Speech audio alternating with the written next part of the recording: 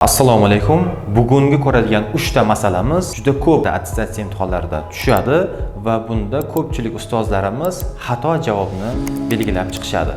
Bugun sizlar bilan shu masalalarni ishlash usullarini ko'rib chiqamiz.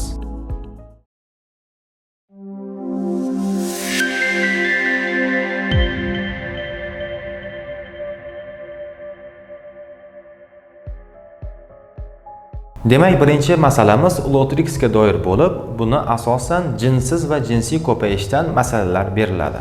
Masala quyidagicha. Lotrixning jinsiy ko'payishida 256 ta gameta hosil bo'lgan bo'lsa va shu gametalarning 25% dan zigota hosil bo'lgan bo'lsa va zigotalarning 50% dan yangi Lotrix iplari hosil bo'lgan bo'lsa, jami hosil bo'lgan Lotrix iplarini so'rayapti. Va variantlar qarshingizda. Masalani bosqichma-bosqich ishlab chiqsak bo'ladi yoki bittada ishlash mumkin. Keling, avval birinchi usulni ko'rib chiqamiz. Buning uchun bizda jinsiy ko'payishga doir ma'lumot bo'lishi kerak. Demak, gametalar Lotrixning ko'payishida odatda ikkita jinsiy hujayra, ya'ni gametalar hosil bo'ladi. Ular odatda soni ikkita. Ularni qo'shilishidan yirik qalin qobiqli zigota hosil bo'ladi.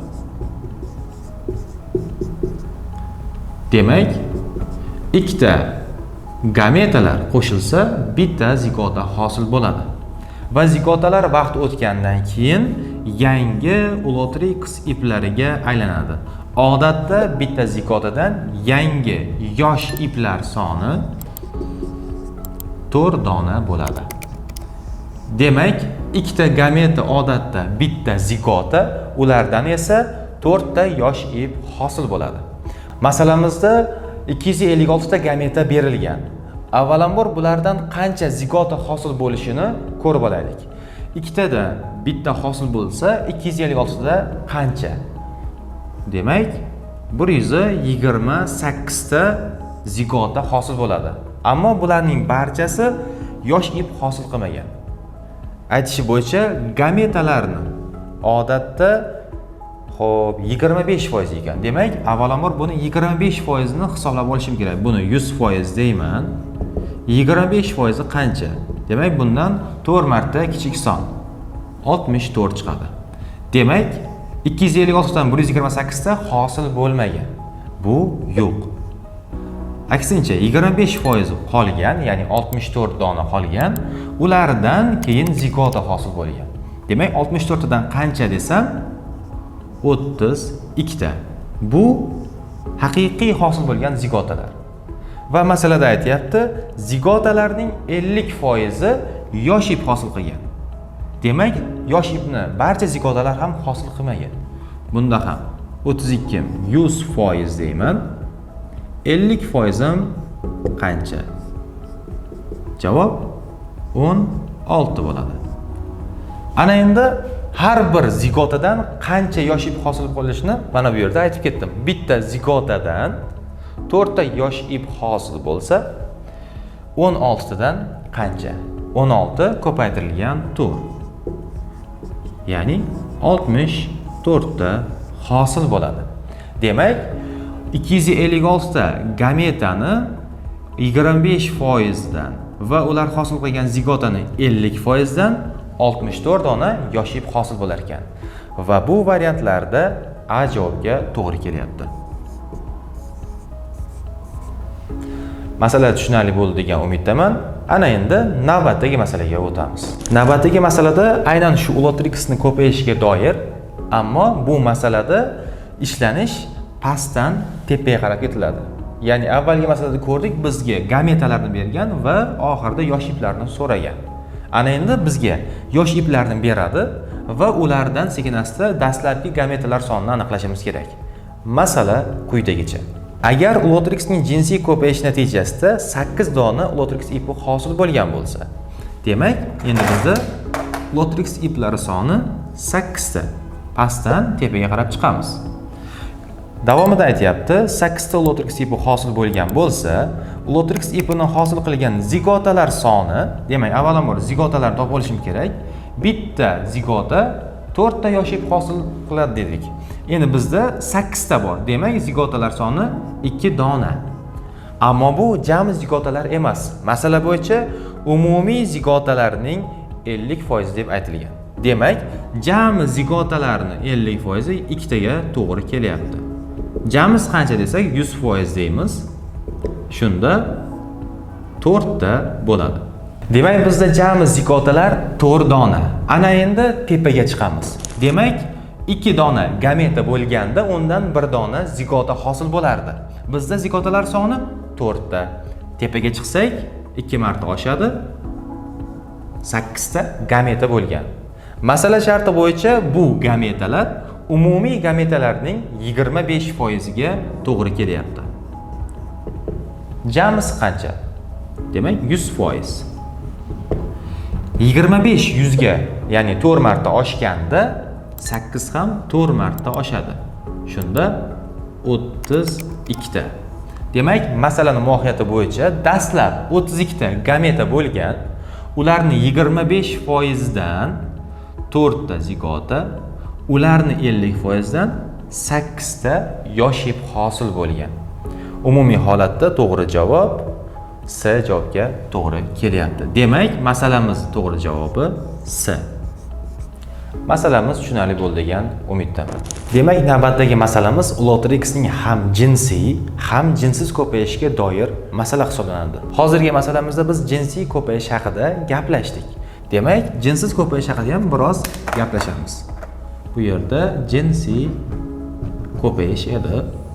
Belgilab qo'ydim. Ana endi jinsiz ko'payish haqida qisqa ma'lumot beraman. Jinsiz ko'payishda nima bo'ladi?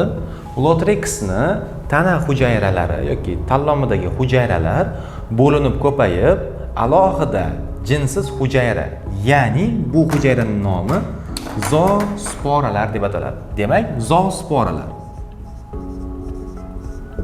Bu jinsiz ko'payishda ishtirok etadigan hujayralar yoki sporalar deyiladi. Odatda bularni bittasidan keyinchalik bitta yosh ip hosil bo'ladi. Ya'ni bularda ko'payish biriga bir ketadi. Bitta zoospor, bitta yosh ip.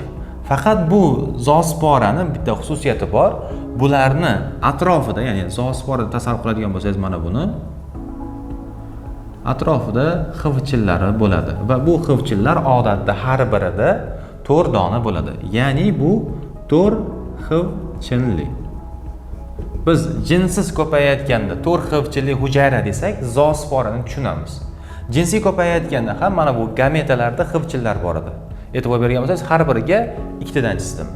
Va bunda ko'payishda gameta so'zining o'rniga 2 xivchilli hujayra deb ham ishlatishi mumkin. Demak, 2 xivchilli. 2 xivchilli desa, demak, gameta tushunilar ekan. 4 xivchilli desa, zoospora tushunilar ekan. Ana endi masalaga qaraymiz. Lotrixning ko'payishida deyapti. Jinsiz, jinsiy qizig'i yo'q. 16 ta 2 xivchilli, demak 16 dona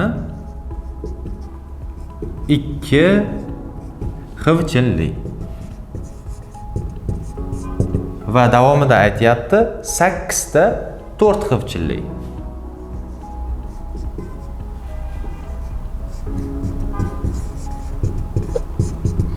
Demak, mana bu yerda 2 xivchilli deb qo'yaman. 2 xivchilli hujayradan 16 ta, 4 xivchilli hujayradan 8 ta.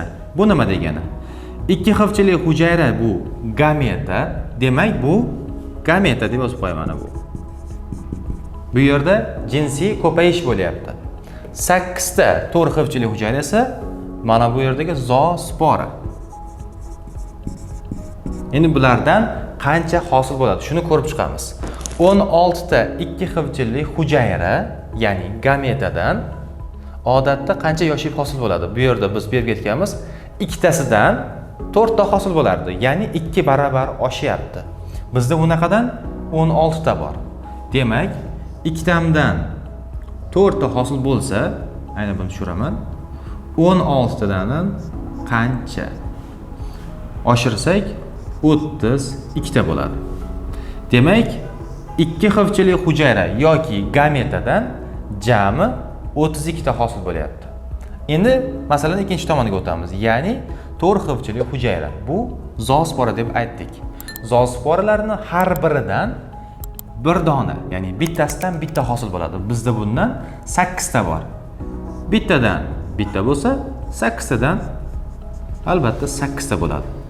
Jami bundan 8 ta, ya'ni jinsiz ko'payishdan 32 ta jinsiy ko'payishdan. Jami esa 40 ta Lotrix iplari hosil bo'lyapti. Va bu variantlarda B javobga to'g'ri kelyapti. Demak, to'g'ri javobimiz bu yerda B. Masala tushunarli bo'ldi degan umiddaman.